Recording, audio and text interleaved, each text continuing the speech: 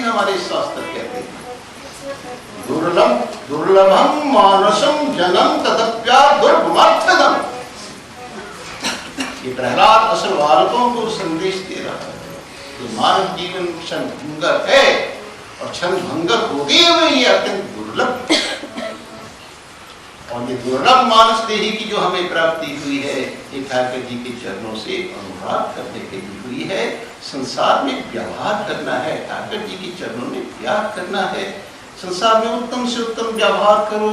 पति हो तो श्रेष्ठ पति बनो, पिता हो तो श्रेष्ठ पिता बनो, माता हो तो श्रेष्ठ माता बनो, पुत्री है तो श्रेष्ठ पुत्री बनो, भाई है तो श्रेष्ठ भाई बनो।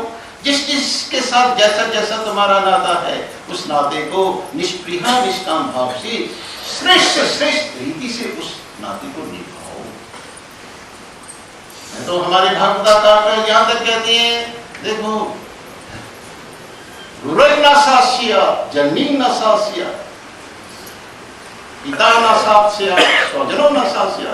तो माता माता नहीं है, पिता पिता नहीं है, भाई भाई नहीं है, गुरु गुरु नहीं है, देवम न तत्स्यात् न पतिश्च सास्या। पति पति नहीं है, इष्ट इष्ट नहीं है। जो अपने आश्रित प्राणी को इस भवत्रास के चुंगल से छुड़ाता नहीं, फिर मातृपद का सम्मान नहीं मिलता मां को, पिता को पितृपद का सम्मान नहीं मिलता। वो तो फिर दृग दृग खाया, दृग दृग सोया, दृग दृग कपड़ा अंग चढ़ाया, दृग कुटुंब परिवार ये हुन खसब न पाया, पौड़ी छूट गई हथ न आवे गिरता। ऐसे परिवार को तो फिर मुंह कहा है, धिक्कार है। खाने को धिक्कार, पीने को धिक्कार, सोने को धिक्कार, स्वजनों को धिक्कार, माता को भी धिक्कार, पिता को भी धिक्कार। यहां तक भागवत में तो आचार्य पाल जी को कैसे कैसे शब्दों का प्रयोग किया गया। सुदारात नामना कर्मना भिक्षिकारा। नाम से तो ये पति पत्नी माता पिता भाई बंधु हैं, लेकिन कर्म से ये क्या है? गिद्दड़ और भेड़ी, भिक्षिकारा। बड़ी सोच में पड़ी, ऐसे ऐसे शब्द क्यों इस्तेमाल किए गए? समझ में आ गई बात। ये तो चेतनता को ऐसा क्रश करके रखते थे, फिर ईश्वर के बारे में कुछ सोच नहीं सकता। ये भेड़िए क्या करते हैं? पहले अपने शिकार को मार देते हैं, फिर छुपा करके रख देते हैं, फिर धीरे धीरे धीरे धीरे उसको खाते हैं। भागवत तो कहता है लोभी स्वार्थी व्यक्ति मरने के बाद गिद्ध और भेड़ी का शरीर मिलता है। लोभी और स्वार्थी व्यक्ति को मृत्यु के बाद कौन सा शरीर मिलेगा? गिद्दड़ और भेड़ी का शरीर। क्योंकि मानवीय जीवन हमने जिया ही उन जैसा है। कर्म तो पहचान तो कर्म से होगी हमारी। अगर मनुष्य जैसे कर्म होंगे तो फिर मानव जीवन मिलेगा। अगर कर्म ही हमारे भीतर भेड़ियों जैसे होंगे तो मृत्यु के बाद कहां जाएंगे? जैसा हमारा भीतर का जीन कैरेक्टर होगा, जैसा जीन कैरेक्टर होगा, ब्रह्मेक्षण ब्रह्माप्यधीनतस्य प्राणाक्रमति। जिस व्यक्तित्व में वह स्थित होगा मृत्यु के बाद, वही व्यक्तित्व उसका प्रतिबिंबित हो जाएगा। ये तो कहने सुनने के बाद ये सारी चीजें ऑटोमेटिक हो जाती। जिसको तुम परलोक कहते हैं, परलोक नाम की कोई चीज नहीं है, धोखे में मत रहना। इस लोक का जो हमारा व्यक्तित्व है, उस व्यक्तित्व के प्रतिबिंब को कहते हैं परलोक। मृत्यु के समय हमारा व्यक्तित्व ही प्रतिबिंबित होता है। ये लोक 5 लोक हैं। ये हमारे 5 कोश हैं हमारे शरीर के अंदर। अन्न में कोश, प्राण में कोश, मनो में कोश, विज्ञान में कोश, आनंद में कोश। ये 5 सर्कल हैं। जिन सर्कलों में जीवात्मा जाती है मृत्यु के बाद। तामस सर्कल है, राजस सर्कल है, सात्विक सर्कल है, दिव्य सर्कल है, प्रेमी सर्कल है। तो जहां जहां की इसकी स्थिति होगी, मनोस्थिति होगी मृत्यु के समय, तो वहां वहां वो रिफ्लेक्ट हो जाएगी। कुमार बुढ़ापे और इसमें जवानी के भरोसे में कोई ना बैठे भाई। इसका कोई पता नहीं किस समय किस परिस्थिति में इसका अंत हो जाए। आर्मी में हमारे साथ एक कोई क्रिश्चियन काम करते थे, हमारे कोलीग थे। वो कहते हमारे धर्म में तो बड़ी छूट है। हमारा धर्म तो कहता है कि 6 दिन तक खूब खाओ पियो, लेग पैक मारो, और 7वें दिन गिरजा घर में जाकर के प्रार्थना कर दो, माफी मांगो। सब गुनाह छूट जाएंगे। हमने उन्हें कहा अच्छा भाई बात तो ठीक है, तुम्हारा धर्म ऐसा कहता होगा, लेकिन हमारी एक बात का जवाब दे दो, अगर एतबार आने से पहले ही मर गए तो क्या होगा?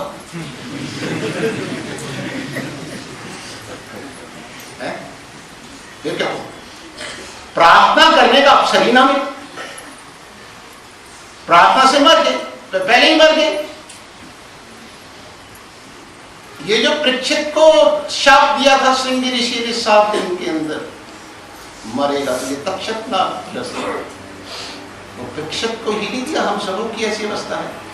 मृत्यु ने 7 दिन ही निश्चित किए हैं, 7 ही दिनों में बात हो सकता है, किसी भी दिन हो सकता है, क्योंकि हर दिन के साथ बात शब्द जुड़ा है। अच्छा बोलो बोलो जरा, सोम सोम सोम संडे से जरा हिंदी में गिनो। सोमवार बार है कि नहीं, मंगलवार, बुधवार, वीरवार, शुक्रवार, शनिचरवार, ऐतवार। कोई ऐसा दिन है जिसके साथ बार नहीं जुड़ा? इसका मतलब मृत्यु रूपी तक्षक ने जिसको भी डसना है इन 7 दिनों के अंदर अंदर ही डसना है। हाँ, इसका बचने का एक तरीका है, अपने जीवन को शाश्वत सत्ता के हाथों में सौंप दो, उसके ऊपर वार हो, उसकी आज्ञा में, उसकी प्रसन्नता में रहते हुए धर्म मर्यादा के अंदर जगत का पालन करो। जो उस परम सत्ता के हाथों में अपने जीवन को वार देता है, उसके ऊपर वार वार नहीं करता, उसके ऊपर वार नहीं करता। नहीं समझे? नहीं समझे? एक वार होता है ओरंडा कर देना, कहते वार दिया, ठीक है, एक वार ये, और एक वार होता है हमला,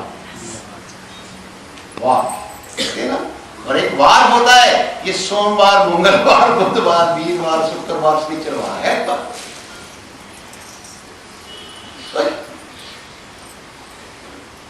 ब्रजवासियों की जो ठाकुर ने रक्षा की थी, कितने दिन तक की थी? 6 दिन क्यों नहीं की, 5 दिन क्यों नहीं की, 4 दिन क्यों नहीं की?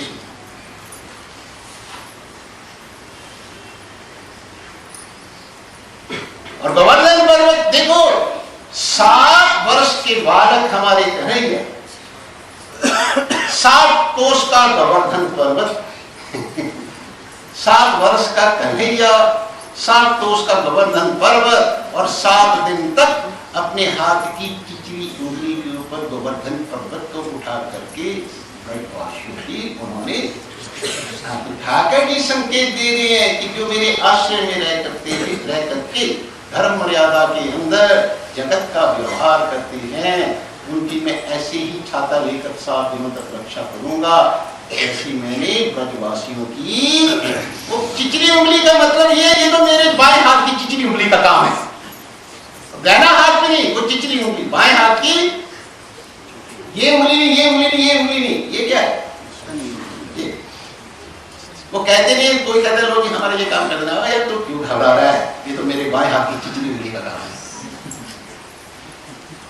ठाकुर जी भी ये कहते हैं कि मेरे आश्रय में रहता हुआ जो प्राणी धर्म मर्यादा के अंदर रहता हुआ मेरा संरक्षण करता हुआ जगत के अंदर जिएगा, उसकी मृत्यु को मैं भोगने नहीं दूंगा। बहुत जगहों में ऐसे ऐसे आश्वासन दिए हैं, शाम प्राण अंतिम ददामी ब्राह्मण। कितने स्थानों के ऊपर उन्होंने ठाकुर जी ने इस प्रकार के आश्वासन दिए कि उनको घबराने की जरूरत नहीं है।